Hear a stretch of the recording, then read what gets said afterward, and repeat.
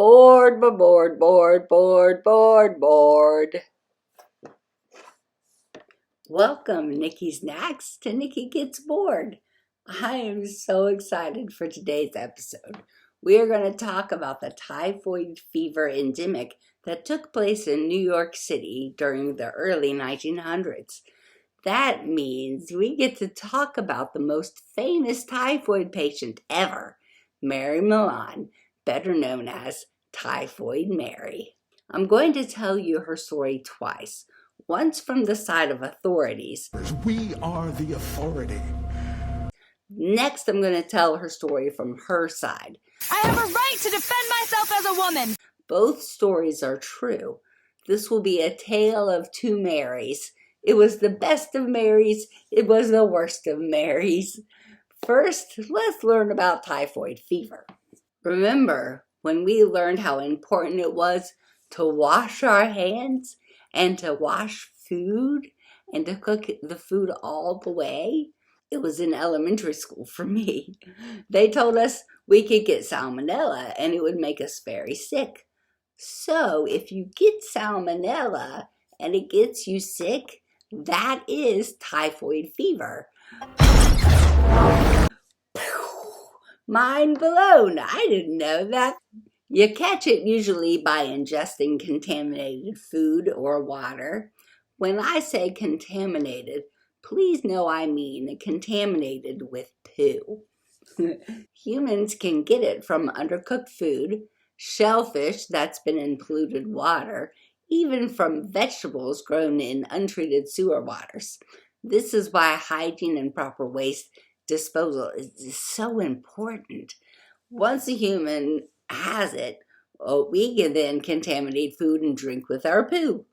Does that make you appreciate the must wash hands if you're an employee sign in the bathroom? Or does it disturb you that the reminder has to be there because some people still think their hands don't get dirty? So, you've accidentally ingested someone else's poo-infested snack. Now what? For 10 to 14 days, nothing. Then early symptoms start, including a fever, aching, malaise, which just means sore and uncomfortable all over, loss of appetite, nosebleeds, cough, and diarrhea or constipation. About 2 weeks into the fever, a month after exposure, the typhoid bacteria gets into the intestines and multiplies like crazy. This is why it's so spreadable through feces, because it tries to take over your intestines. The bacteria causes potential pink spots on the body, and they last about 4 to 5 days. Your intestine walls become inflamed, and parts of the wall start falling off, leaving ulcers, eroding blood vessels. Your intestines bleed, and it may create a hole, letting your poo leak into your body. I had to re-record this because the next part didn't work. I'm going to show you now. I had to read that a lot of times to get an idea. So what I've done is I've made some intestines. All right, and here's the problem we had last recording. I'm too short. It's happening. These are your small intestines. Actually, these are just your intestines. Your colon connects right there, and then it makes like a bridge. I can't reach my hand. I gotta pull it back. It makes a bridge, goes woo over, and then out the poop chute. So these are your intestines. This is the typhoid bacterium. So here's your intestines just fine, and then the bacteria gets into your intestines and it multiplies like crazy, and then it sloughs off. I'm trying to make it so you can see. This is not working well at all. Oh, there we go. Okay. So here's your intestines on typhoid fever. It sloughs off the intestines. Sloughs. Like shaves. Oop, there goes some pieces of your intestines. So it does this, and it keeps doing it, little slots. And then eventually, look, there's some poop. It's coming out of your intestines into your body because it's being slothed off. And sometimes you can make it so it hits a vein. Oh, it's failing me. There are veins in here, I swear, people. The veins were blue. I can't find them. I just see the poo. So the short of it is you don't want to have typhoid fever because you don't want pieces of your intestines to start sloughing off and making your blood vessels erode and poop to leak into your body. It can also lead to an inflamed gallbladder, heart failure, pneumonia, osteomyelitis, encephalitis, and meningitis. At the beginning of the 4th week of fever, 6 weeks from exposure, patients either start to get better or start to get much worse and die. Untreated, it kills in 10 to 30% of cases. Luckily, it's easily treatable with antibiotics. However, the antibiotic that worked best in the past doesn't work anymore. Bacteria are alive and they evolve just like humans, but they reproduce a heck of a lot faster than humans do. So in a relatively short amount of time, the typhoid bacteria strengthened and is no longer killed by the original antibiotic used. We use a different antibiotic now, yet it's only a matter of time before the typhoid bacteria learns how to resist the new antibiotic. I don't know about you, but I never want this. Everything about it sounds gross. What concerns me the most is there is a distance from your mouth to your butt. But, see what I did there? But that distance seems to not exist if everyone is getting typhoid fever. The pathway from butt to mouth is way too easy a path to take. It really shouldn't be. As I said, after watching the movie The Human Centipede, a movie about a scientist who ties people together butt to mouth, I said, no, never go butt to mouth. It's forgivable to go ass to mouth. No, beautiful and talented Rosario Dawson, it's never okay. Please remember this as we continue. All the people infected ate tiny bits of poo. Then remember to wash your hands after going to the bathroom. In fact, when was the last time you washed your hands? Pause the show and go wash your hands. Go on now, pause, wash, return. This is our first story. Charles Henry Warren, a rich banker staying in Long Island, found that 6 of his 11 guests had become ill. Typhoid fever was known, but it usually happened in the poor parts of town because of poor hygiene. Charles hired a guy named George Soper. George Soper was a sanitary engineer, and it was his job to figure out how they got sick. This is a pretty cool job. He was basically an epidemic fighter, which is something he was sometimes called. He first thought the illness was caused from the freshwater clams they had eaten. No more clam chowder. That proved wrong because some were sick that hadn't eaten the clams. Tests were done on water supplies, blood, urine, and feces. Finally, George Soper suspected the cook, Mary Mallon. At that point, Mary had moved from the household to another job. It seems Mary had been leaving a trail of death wherever she went. Soper researched and found for the last 7 years, Mary had worked for 8 different families. 7 of those households had gotten typhoid fever. 2 people, both were laundry workers for the households, they died. Fastest sidebar ever. Did you notice the only people who died were servants? Likely because the families had money and medical care was easy to get, but they weren't paying the help enough to get medical attention. Since the beginning of time, the rich have been subtly stiffing others to keep their power. Sidebar over. Now, George Soper and others helping him, they were on the hunt. They had to find Mary. She was a serial killer. We've got a serial killer on our hands. George finds her and needs samples from her to see if he's correct. So he demands samples of blood, urine, and feces from her. But Mary would have none of it. She chased old Georgie boy away with a carving fork. Get away from me. Next, he came back with help, but she ran. Run away! She gave the group of men the chase for 5 hours before they finally caught her. They tested her and found her positive for typhoid fever. They had found a healthy carrier for the disease, someone that was positive for it but showed no symptoms. She was a murderer, and they forcibly took her to North Brother Island, a tiny island in the Bronx that had a quarantine hospital. After a few years, the Department of Health got a new leader who felt keeping Mary locked up was wrong. He decided to let her go with the promise she would never be a cook again. She was free for about 5 years when a hospital started getting cases of typhoid fever. Not again. Sure enough, Mary was the cook at the hospital, breaking her promise and killing again. Breaking her promise and killing led her again to being apprehended and sent to North Brother Island, this time for the rest of her life. What a wackadoo! She just went around willy-nilly, not caring about who she killed, or is it more complicated than that?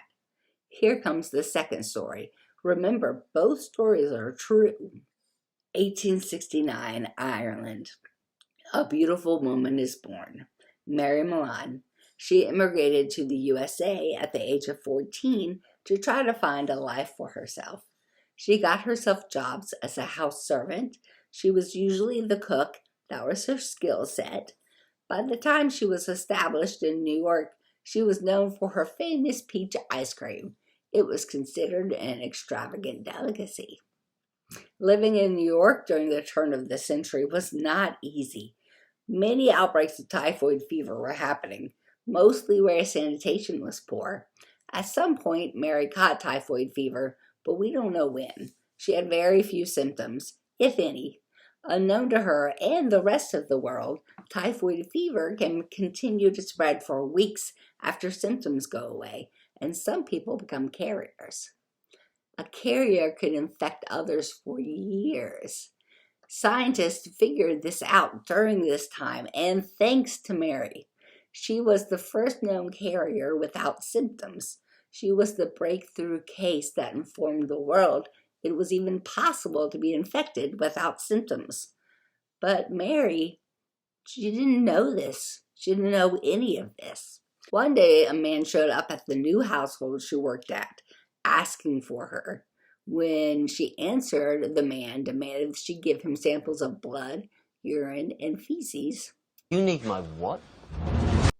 Well, Mary did what any good person would do if a sicko turns up on your doorstep wanting your blood. She ran him off with a carving fork. Unfortunately, he came back, at this time with more men. They demanded she come with them.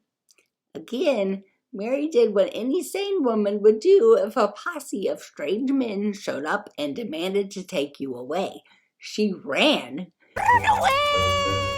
She ran and hid for 5 hours. When she thought she'd found a perfect space, she waited, but was given away when her dress got caught in the door of the hiding spot.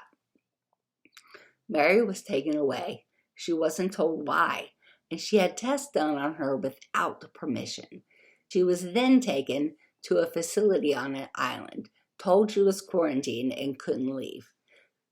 They explained they were testing to see if she was sick, but they never ever explained that she was a carrier or what that meant. They continued their test on her without her consent for years. She didn't understand why she was there. After a few years, a new Department of Health director came into office. He had heard about Mary and thought her situation was very unfair.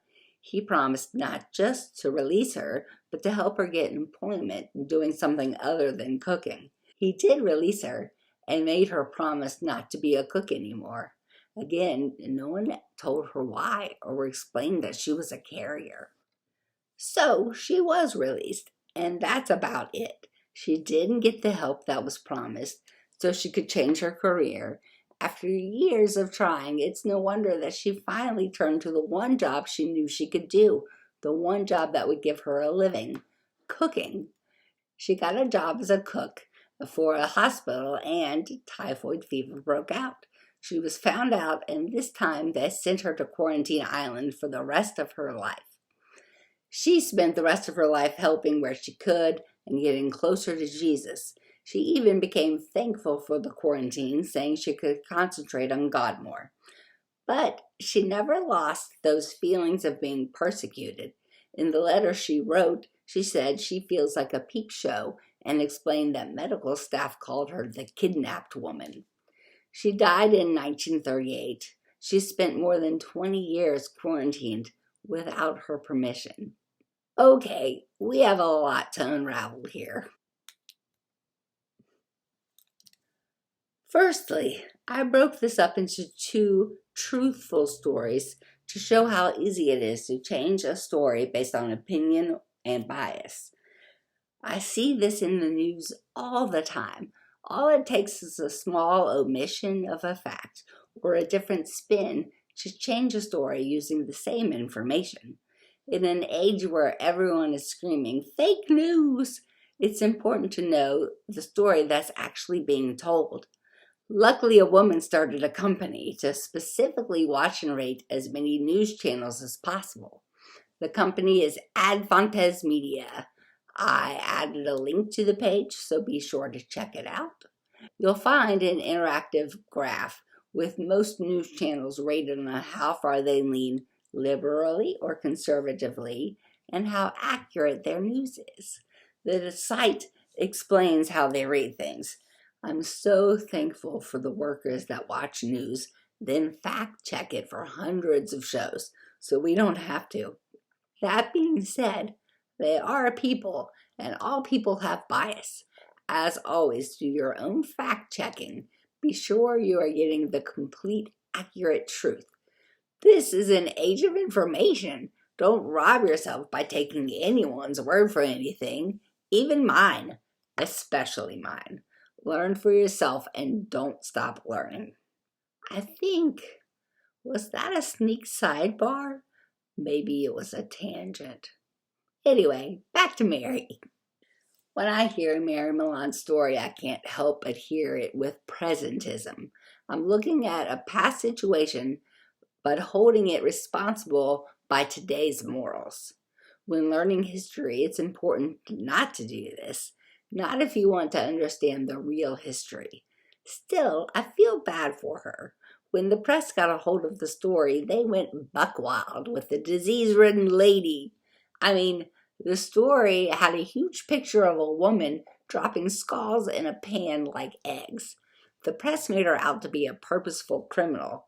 In all, only 3 had actually died because of her. Over 51 cases were attributed to her, and several more were not directly attributed to her, but indirectly.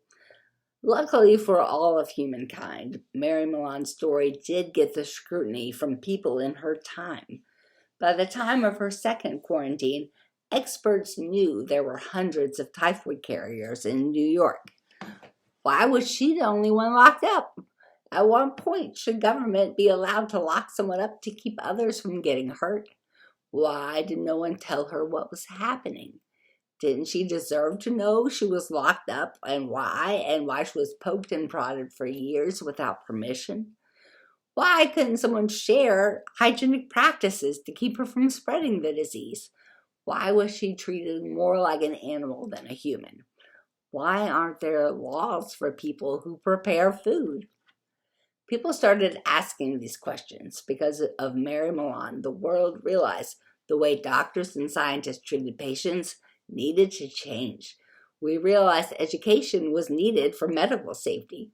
The government needed rules in place to make sure citizens get equal rights, and so public food makers keep food safe. Fast forward to today, we have all these things. And sure, many doctors should keep working on their bedside manner. Otherwise, things are great. Well, mostly great. One thing that didn't change was how the news handles facts. Typhoid Mary was one of many known carriers. Scientists realized that 4% of people that get typhoid fever are immune to it and end up becoming carriers. Yet only Mary got called out. Only Mary got locked up. Only Mary was exploited by the press. The newspapers did such a good job that we still use the phrase Typhoid Mary to describe someone who is sick and contagious. What did you all think of Mary Mallon? Was she treated fairly? Have things changed for the better? Will the news ever be non-biased? That's for you to decide. Dig in deeper and learn things. For today's poem, in honor of spreading illnesses, I've got an oldie but a goodie. Back in 2013, I worked with a wonderful woman named Christina. She got sick a lot, and we shared a desk. I don't normally get sick, but one time she came in coughing, and I caught it. I was miserable. This was like flu symptoms, and I turned into a baby.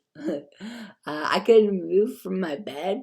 My brother came over to take care of me, including chicken and star soup, yummy, and a Krispy Kreme donut because, Krispy Kreme. I got bored laying in bed all day and decided to write a little poem about what I missed the most, being able to breathe through my nose. So here is that poem, an ode to my nose.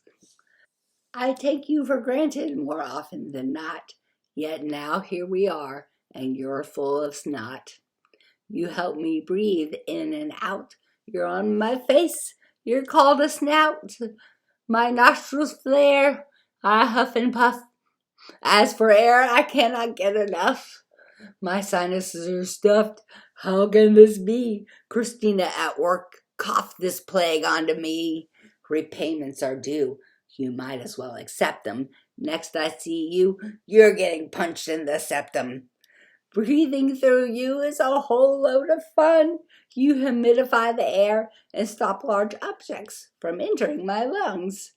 Let's not forget smelling and making food taste right.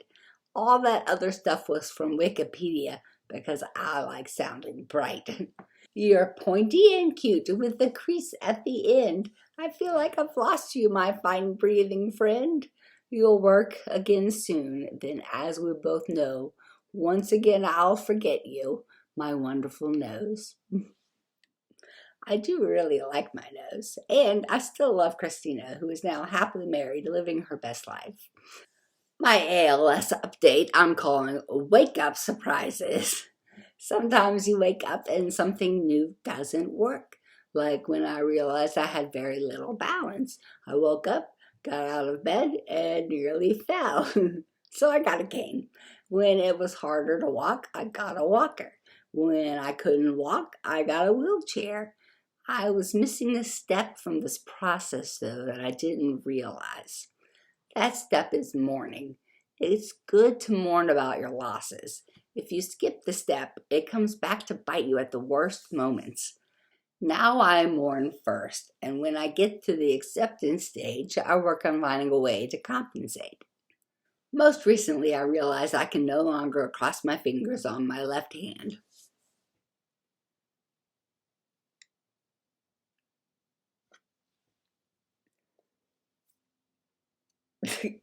I can still do it with my right hand, though. I haven't lost the strength from my hands. I'm starting to. Also, I can cross my right hand finger still, and I haven't lost any luck, so I don't really need to fret. When I lost the use of my right arm lifting, that was a big mourn for me. I mourned and found a way to compensate and moved on. I use pickers and a magnetic thing to reach high objects now, like this. Some things are easy to move on from, like my fingers not crossing. Sometimes it takes years, like my inability to drive that I've been mourning for nearly 3 years. I'll get there eventually. Isn't this just like everyone's life? Just because I've got an illness that will likely kill me doesn't mean this is just for me. Life throws crap at us all the time. We lose things and people all the time. Bad things happen all the time.